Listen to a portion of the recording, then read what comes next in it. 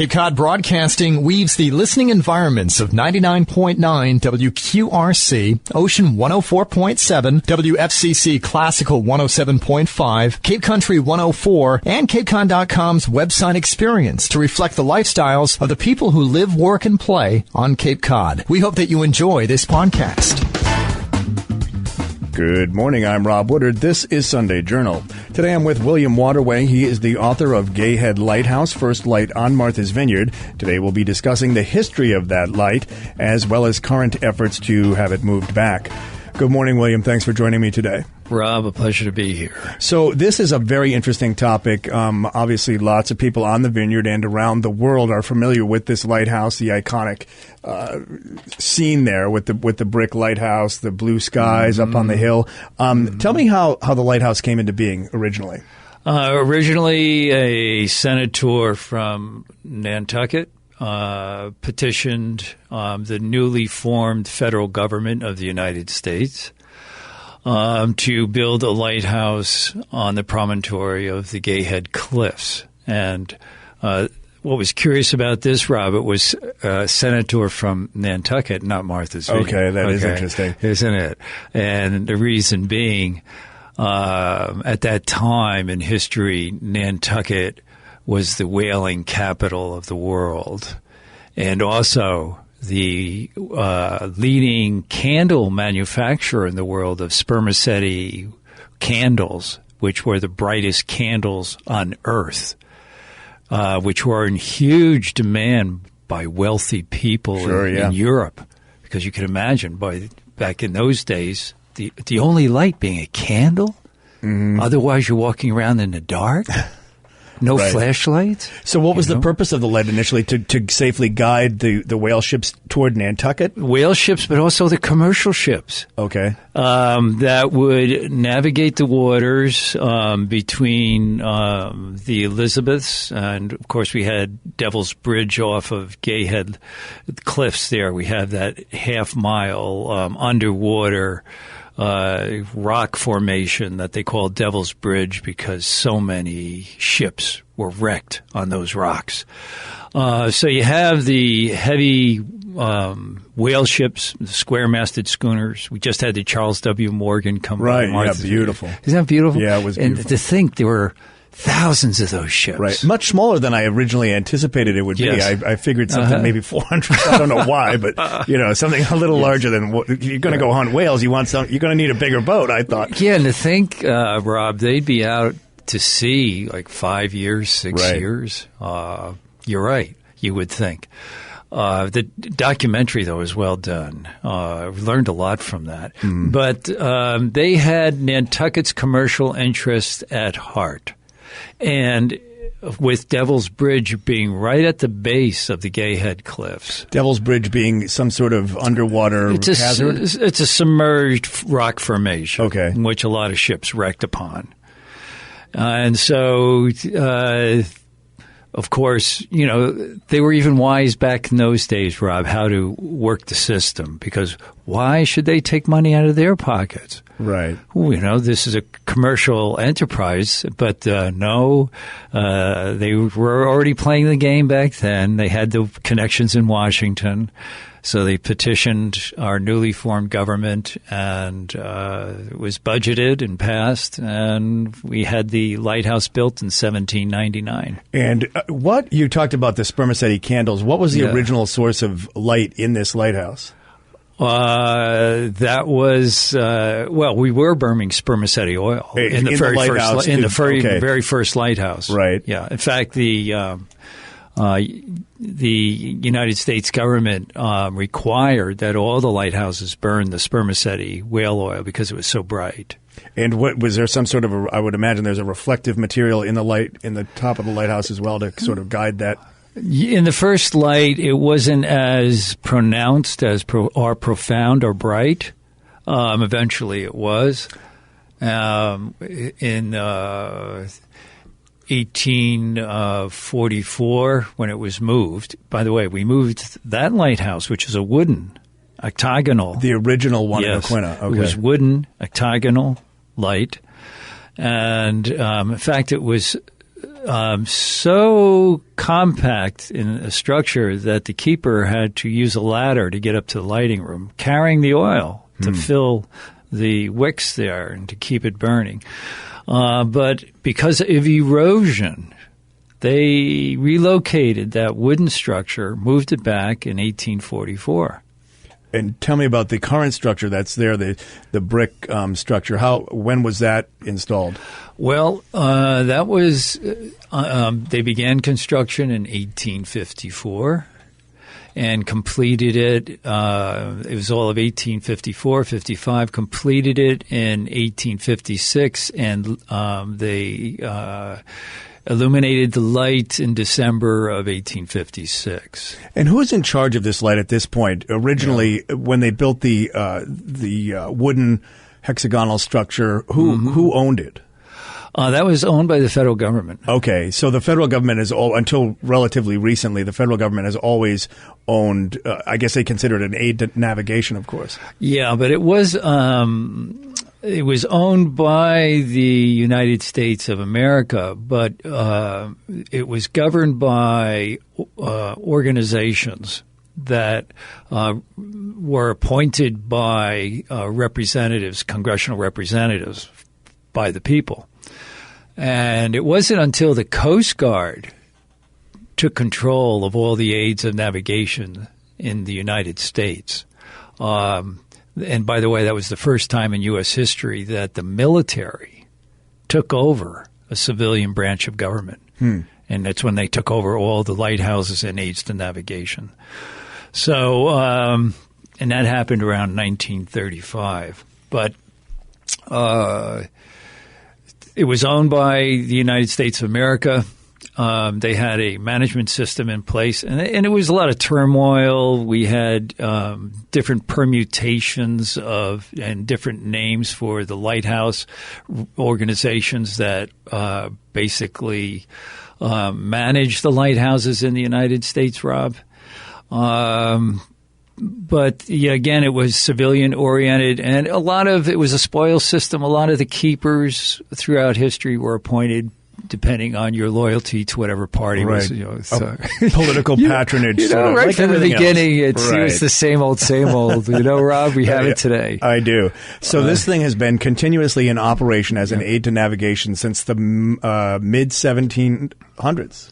Or late 1700s. You said 1799. Okay, 1799. And then we moved it in 1844. We spiffed it up a little bit, but then came the invention of the Fresnel lens in France. All right, now that was something that was historic. It was spectacular.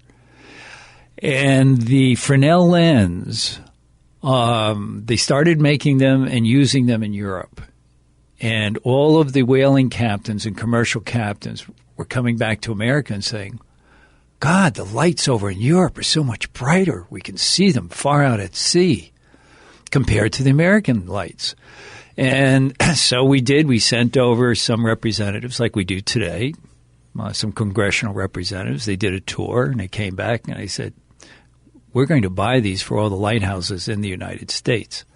However, at that time, the most sophisticated lens, Fresnel lens, was ordered for the gay headlight. And why was that? Why was the gay headlight chosen? Because of its position and what it was designed to accomplish? That and its position. It was considered one of the top 10 most important lighthouses in the United States. Now, you have to consider, Rob, that time in history, that window.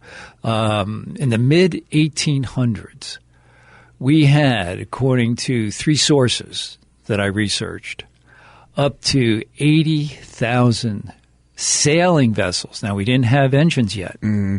Sailing vessels, 80,000, passing under the Gay Head Cliffs, between the Elizabeth Islands and the Gay Head Cliffs. Is that right? Every year. It was the second busiest shipping lane in the world next to the English Channel.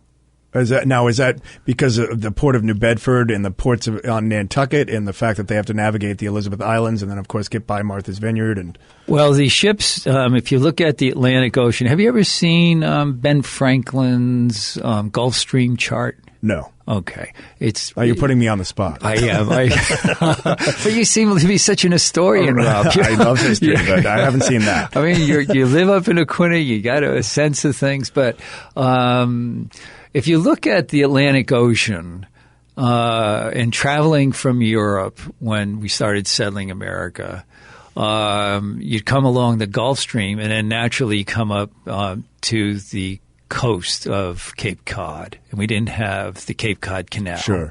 And so they'd have to swing around the Gay Head promontory there and then pass us, and then they go up the Sound toward New Bedford to New York, Newark, New Jersey to Pennsylvania.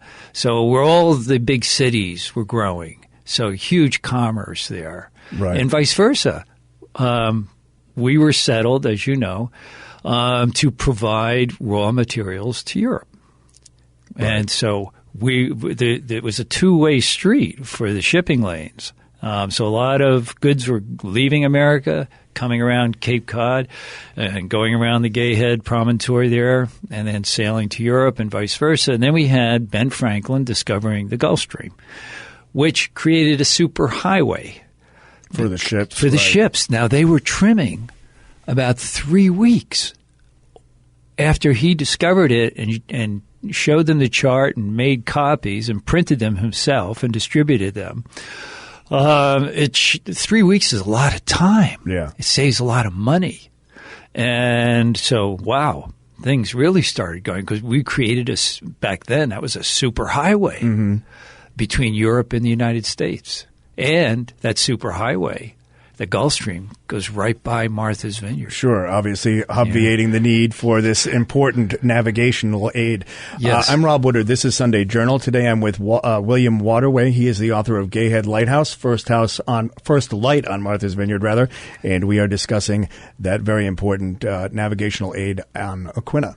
So what are some of the things that our listeners would be surprised to hear about this light, besides the fact that I did not know that it was so important at the time to getting these ships safely to and from their various ports. What are some of the other things that people may be surprised to hear about it?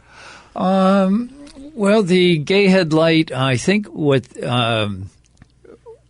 would surprise them is, first of all, is that the light that was installed in 1856 was so sophisticated. And it, by the way, it won first prize at the World's Fair in Paris. Right. And was it not on top of the Eiffel Tower? Is that where it was originally placed? No. Or a light of this type? No. Well, God, that'd be kind of interesting if it was. But, God, that'd be remarkable. I don't know if that was true. Yeah. No, it didn't. However, we did have 3 Fresnels in the United States, but none as sophisticated as this one. And so it came over and it was installed.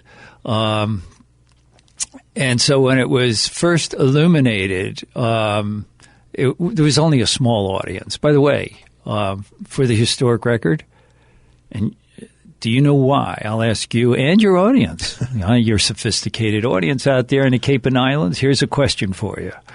Why was there no news reported, no documentation of all the bricks that were used to build the Gay Head light, the brownstone that caps off the balcony at the top of the light and adds the weight to hold it down in all the hurricanes, the lighting room that is very sophisticated, made out of cast iron, custom made, and the Fresnel lens itself, which weighs tons. How come there's no documentation of how all of these materials and the light itself, everything got to the vineyard? Now, back in the days, we didn't have any engines, so everything was done with ox carts and wagons and horses. They didn't want any competition getting that information? Well, there was nothing, no documentation whatsoever. And the reason, and I looked, and I was shocked, Rob, because here I am trying to get that answer. Sure. And I want that to be part of my book. This is the historic record. Right. So what I discovered was, because the federal government did not advertise the bids for the lighthouse in the Vineyard Gazette, that the owner of the Gazette at the time, Marchant, was so ticked off, and also too, as his friends were on the island who wanted to bid on it, that he literally reported nothing on the lighthouse to show those guys in Washington who has the power on Martha's Vineyard, who has the last word. So he didn't report one story the entire time. That is interesting. Isn't that interesting? That is, considering this state-of-the-art thing is going in on the island, and no one's being state-of-the-art in the United States, Rob. Right. So back to the book. Yes. How can what inspired you to write it? I wrote it because my nonprofit, Vineyard Environmental Research Institute, took over the lighthouse in 1984 when it was going through the process of accessing. So that got me involved, and then my nonprofit took over the Gay Head Light and 2 other lighthouses on the island with a 35-year lease. And so that's what got me plugged in. And so I've been involved with the Gay Head Light and East Chop Light and Edgartown Light since 1985. So I know a lot of the history, which made me a natural fit to write this book. Sure, yeah. Anybody who's interested in history, and particularly in marine history, I think would find this a fascinating book. If someone were interested in purchasing it, Amazon.com, I can imagine. Yeah, all over the place, Barnes & Noble. By the way, we used to paint the lighthouse. This is what I discovered in my research, with red clay from the cliffs. Oh, is that right? Yes. Okay. The outside of the light was painted with red clay. It was red clay that was dried and pulverized and mixed with linseed oil, and they used that to paint the outside of the Gay Head Light. Well, it makes a lot of sense. Doesn't it? It fits it right into that area. Yes. We just have about a minute left, William.